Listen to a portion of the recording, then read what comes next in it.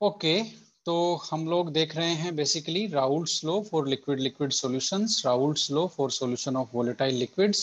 ठीक है, तो इसमें हम लोग बात करने वाले हैं vapour pressure of liquid liquid solutions की, और उसके लिए राउल्ट्स लॉ क्या है वो देख रहे हैं।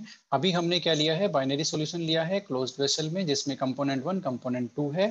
ठीक है, दोनों कंपोनेंट है यहाँ पर, और उनके मोल फ्रैक्शंस हैं x1 x2। ठीक है, तो x1 x2 क्या हो गए basically, x1 and x2 are mole fraction of component 1 and 2 in solution। ये लो, ठीक है। सॉल्यूशन में ये क्या है, मोल फ्रैक्शन है x1 एंड x2। ठीक है, p1 p2 क्या है बता सकता है क्या कोई? p1 p2 are partial pressure sir. Partial vapour pressure, partial vapour pressure है ये ऑफ 1 एंड 2। ठीक है ना? ओके, इतनी तो कहानी हमने देख ली। अब आगे देखते हैं कि इसके लिए राउल्ट्स ने क्या कहा। राउल्ट साइंटिस्ट ने क्या किया।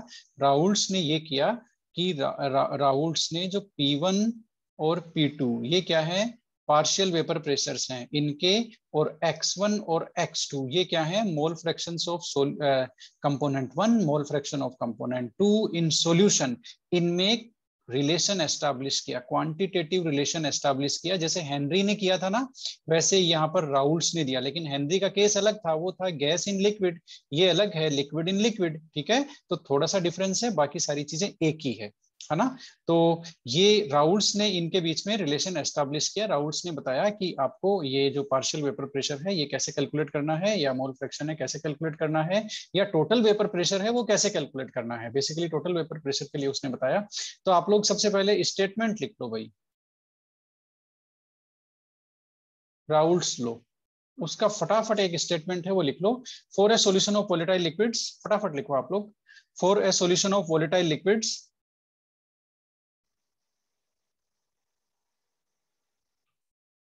volatile liquids, for a solution of volatile liquids, the partial pressure of each component, the partial pressure, the partial vapor pressure rather, vapor pressure of each component is directly proportional, is directly proportional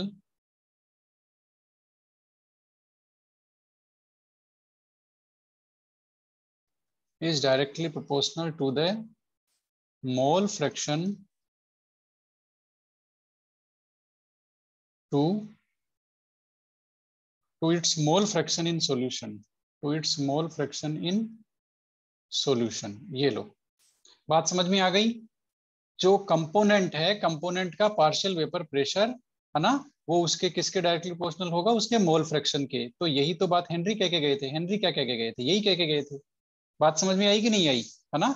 लेकिन वो case अलग था, ये case अलग है। ठीक है, तो राउल्ट्स के लॉ का जो स्टेटमेंट है वो आप लोग हमेशा याद रखना, वोलेटाइल लिक्विड्स के लिए है कि partial vapour pressure of each component का partial vapour pressure, it means P1 P2, जो हमने अभी यहाँ पर डायग्राम में देखा है P1 P2, वो डायरेक्टली प्रोपोर्शनल है किसके, मोल फ्रैक्शन के। इट मींस अब हम लोग देखते हैं, देखो कंपोनेंट 1 के लिए क्या होगा, फॉर कंपोनेंट 1, कंपोनेंट 1 के लिए क्या होगा, उसका जो P1 है partial vapour pressure for component 1 is directly proportional to its mole fraction x1। ठीक है, तो यहाँ पर प्रोपोर्शनलिटी कांस्टेंट किसके इक्वल है वो देखते हैं, प्रोपोर्शनलिटी कांस्टेंट P1 नॉट के इक्वल है। ये लो, अब ये P1 नॉट नई टर्म आ गई। अभी तक आप लोग जान रहे थे P1 is equal to partial pressure of component 1, x1 is equal to mole fraction of component 1 in solution. ठीक है, वेपर फेज में नहीं, इन सॉल्यूशन में। ओके, और P1 नोट क्या है, P1 नोट है, आप लोग इसको लिख लो, P1 नोट है आपका vapour pressure of component 1 in pure state. ये लो भाई, इन pure state at particular temperature. ठीक है, पर्टिकुलर टेम्परेचर पे प्योर स्टेट में जब हो आपका कंपोनेंट वन, तब उसका वेपर प्रेशर क्या होगा, वो P1 नॉट है। इसका मतलब आप समझ गए कि हमने सॉल्यूशन नहीं लिया, हमने केवल कंपोनेंट वन ही है हमारे पास, प्योर स्टेट में है। अब उसका जो वेपर प्रेशर क्या होगा, ठीक है, पर्टिकुलर टेम्परेचर पे क्या वेपर प्रेशर होगा, वो P1 नॉट है। तो P1 नॉट तो प्योर स्टेट में उसका वेपर प्रेशर है, और P1 है सॉल्यूशन बनाने के बाद में पार्शियल वेपर प्रेशर उसका है। बात समझ में आई? तो पार्शियल वेपर प्रेशर का फॉर्मूला क्या हो गया, प्योर स्टेट वाले जो वेपर प्रेशर है उसको हम लोग मोल फ्रैक्शन से मल्टीप्लाई कर देंगे तो पार्शियल वेपर प्रेशर आ जाएगा। ठीक है, ये तो हो गया कंपोनेंट वन के लिए। अब इसी तरह से हम लोग कंपोनेंट टू के लिए भी लिख सकते हैं। कंपोनेंट टू के लिए क्या हो जाएगा, P2 directly proportional to X2, और P2 इज इक्वल टू आपका ये P2 नॉट और X2। अब P2 नोट क्या है आप लोग समझ गए, vapour pressure of component two in pure state.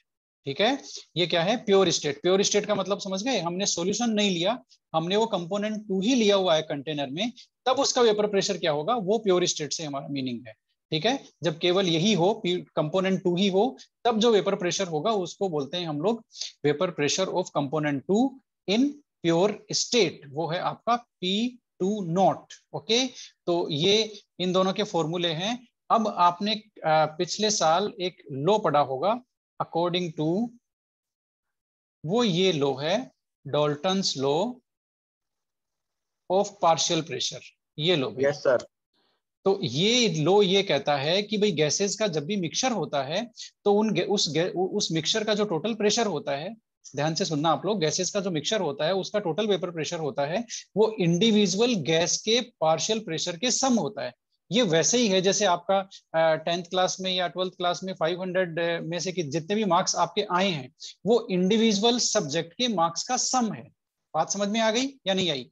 तो जो टोटल ऑब्टेन्ड मार्क्स है, that is sum of obtained marks of all the individual subject. वैसे ही गैस का जब मिक्सचर है, तो the total pressure of the mixture of gases is equal to sum of partial pressure of individual gases, individual component। तो अब देखो यहाँ पर वेपर फेज में कितने कंपोनेंट है, दो कंपोनेंट है। ठीक है, इसका मतलब ये देखो, ये वेपर फेज में कितने कंपोनेंट हैं, दो कंपोनेंट है वेपर फेज में भी। इनका इंडिविजुअल पार्शियल प्रेशर क्या है, P1 और P2। इसका मतलब टोटल वेपर प्रेशर क्या होगा भाई, टोटल वेपर प्रेशर क्या होगा यहाँ पर, P क्या होगा, P1 और P2 का सम होगा ना।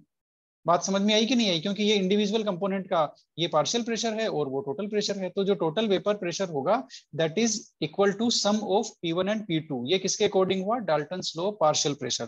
ठीक है, अब आप लोग यहाँ पर इसको सोल्व कर दो, P1 की वैल्यू रख दो P1 not X1 plus P2 की रख दो P2 नॉट X2। अभी अभी हमने इसको सोल्व किया ही है।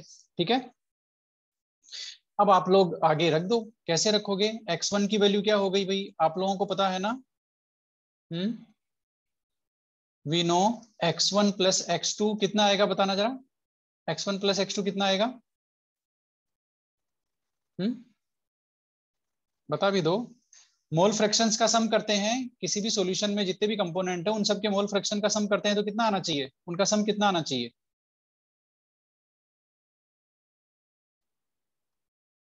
बताओ। मोल सर फ्रैक्शन 1। का वन आना चाहिए। मोल फ्रैक्शन की यही तो प्रॉपर्टी है जो हमने कंसीडर की है कि एक सॉल्यूशन में जितने भी कंपोनेंट है सबके मोल फ्रैक्शन का सम कर देंगे तो वन आएगा। ठीक है, दूसरी एक और प्रॉपर्टी है इसकी, ये यूनिट लेस होता है। ठीक है, और तीसरा क्या हो गया, जब इनकी दोनों का सम वन है, तो x की वैल्यू हम लोग x1 की वैल्यू प्रेडिक्ट कर सकते हैं ना, वो 1 माइनस x2 होगा। बात समझ में आई? तो अब आप लोग x1 की वैल्यू उसमें रख दो, तो वो क्या हो गया, P1 not 1 minus x2 plus P2 not x2। ठीक है, अब आप इसको और सोल्व कर दो, आगे क्या हो गया, बहुत इजी है, P1 not minus P1 not X2 plus में P2 नॉट और X2। कोई दिक्कत नहीं है ना। ठीक है, अब आप लोग ये जो प्लस वाली टर्म है, इसको आप लोग इधर ले आओ उठा करके, है ना, और माइनस वाली टर्म को उधर ले जाओ। तो ये क्या हो गया, P1 नॉट और आपका P1 not plus P2 not x2 minus P1 not x2। सही बात है क्या? अब आप लोग क्या करोगे, P1 नॉट प्लस में x2 आपने लिया कॉमन और P2 not minus P1 not. ये किसकी इक्वेशन है? Total vapour pressure of the vapour above the solution, above the surface of solution. ये आपके राउल्ट्स लॉ का मेन इक्वेशन है, जो जिससे हम लोग कैलकुलेट कर सकते हैं। क्या कैलकुलेट कर सकते हैं? Total vapour pressure. तो ये राउल्ट्स ने दिया है, ये इंपॉर्टेंट इक्वेशन है, और राउल्ट्स ने ये कहा है कि आप इस इक्वेशन का यूज लो, ठीक है, और सॉल्यूशन की सरफेस पे जितना टोटल वेपर प्रेशर है वो आप कैलकुलेट कर सकते हो। बात समझ में आई कि नहीं आई, है ना? लेकिन इस इक्वेशन के लिए एक कंडीशन है। ये इक्वेशन कब एप्लीकेबल होती है? If P2 not is greater than P1 not. ये लो भाई, ये इस इक्वेशन की कंडीशन है। यदि आप लोगों को जो सेकंड कंपोनेंट है, जिसको आप सेकंड कंपोनेंट बोल रहे हो, उसका partial vapour pressure first component से ज्यादा होना चाहिए। दूसरे वर्ड्स में हम इसको ऐसे भी कह सकते हैं कि आपको कंपोनेंट 2 उसी को लेना है जिसका प्योर स्टेट में वेपर प्रेशर ज्यादा हो। बात समझ में आई? प्योर स्टेट में वेपर प्रेशर ज्यादा हो, उसको आपको कंपोनेंट 2 लेना है, और फिर x2 उसका मोल फ्रैक्शन होगा। ठीक है, तो ये कंडीशन इसके लिए फॉलो होनी चाहिए। अब आप कहोगे कि सर आपने यहाँ पर x1 is equal to 1 minus x2 किया है, तो x1 की वैल्यू पुट की है, तो इस यहाँ पर x2 की वैल्यू भी तो पुट कर सकते हैं। बात सही है कि नहीं है? x2 is equal to 1 minus x1 कर सकते हो ना? ठीक है, तो ये जो इक्वेशन है, ये किसके टर्म्स में है? ये डिफॉल्ट इक्वेशन है, देखो, है ना? ये डिफॉल्ट इक्वेशन है, ये इन टर्म्स ऑफ कंपोनेंट 2, यानी कि इन टर्म्स ऑफ x2। ये x2 की टर्म्स में ये इक्वेशन है राउल्ट्स लॉ की, ये डिफॉल्ट इक्वेशन है। मैक्सिमम केसेस में आपके यही फॉलो होगी। If you want to write the Raoult's law, और okay, or you can write the Raoult's the equation of Raoult's law in terms of component 1, it means in terms of x1, तब वो भी आप लोग लिख सकते हो। वो क्या हो जाएगा? in terms of x1 के लिए क्या वैल्यू हो जाएगी आपकी? बहुत सिंपल सी बात है, आप उसको वहां, जैसे हमने x1 की वैल्यू 1 माइनस x2 रख करके इसको सोल्व किया है, आप x2 की वैल्यू 1 माइनस x1 रख करके सोल्व करेंगे तो आपको ये इक्वेशन मिलेगी। ये आपका हो गया यहाँ x1, और ये आ गया आपका P1 not minus P2 not.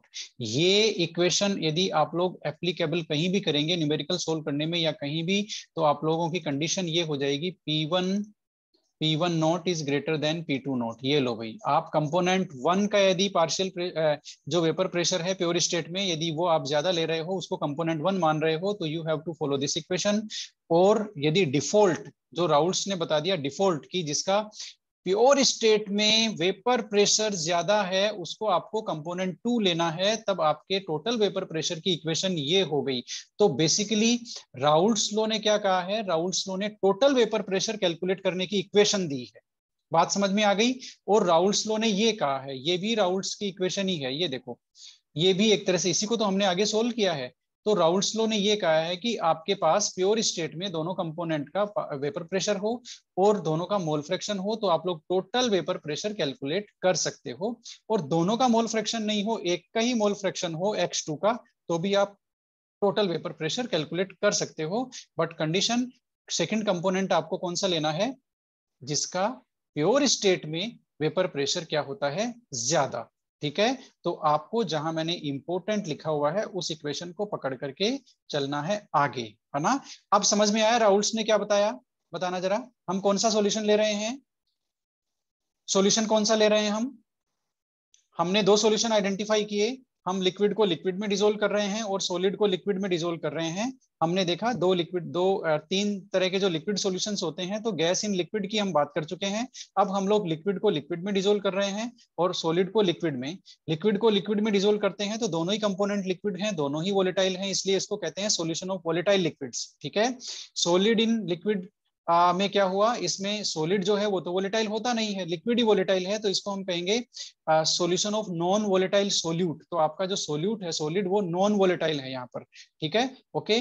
अब हमने पहला केस लिया कौन सा? Vapour pressure of liquid liquid solution, दोनों ही कंपोनेंट लिक्विड है। राउल्ट्स ने इसके लिए लो दिया है, इसके लिए ये हेडिंग को हम लोग Raoult's low for solution of volatile liquid भी बोलते हैं। दो कंपोनेंट है, है ना, राउल्स ने कहा कि जब इनकी वेपर इक्विलिब्रियम में होगी सॉल्यूशन के साथ में, ठीक है, तो उस टाइम पर हम लोग टोटल वेपर प्रेशर कैलकुलेट कर सकते हैं। और वो टोटल वेपर प्रेशर कैसे कैलकुलेट करेंगे, वो इंडिविजुअल पार्शियल वेपर प्रेशर का सम होगा, ठीक है ना। और उसको फिर हमने आगे सोल्व किया है। राउल्स का बेसिक जो स्टेटमेंट है वो ये कहता है कि आपका जो इंडिविजुअल कंपोनेंट का जो पार्शियल प्रेशर है वेपर फेज में, वो सॉल्यूशन फेज में जो मोल फ्रैक्शन है उसके डायरेक्टली प्रोपोर्शनल है, ठीक है ना। और इसका मतलब आपका हुआ ये कि आपका टोटल वेपर प्रेशर की वैल्यू ये होनी चाहिए, ठीक है। और इसको हम सोल्व करेंगे तो आपका इक्वेशन आया ये, जहां इंपॉर्टेंट लिखा हुआ है ये भी टोटल वेपर प्रेशर की वैल्यू है, ठीक है। तो ये आप ध्यान रखना, ये इक्वेशन आपको तब लेनी है जब आप जिसको सेकंड कंपोनेंट लोगे उसका पार्शियल, उसका जो टोटल वेपर प्रेशर है प्योर स्टेट में वो ज्यादा होना चाहिए फर्स्ट कंपोनेंट से, ठीक है। तो ये तो हुआ कौन सा, राउल्स लॉ के इक्वेशन। अब इसके कॉन्सेक्वेंसेस देखते हैं भाई।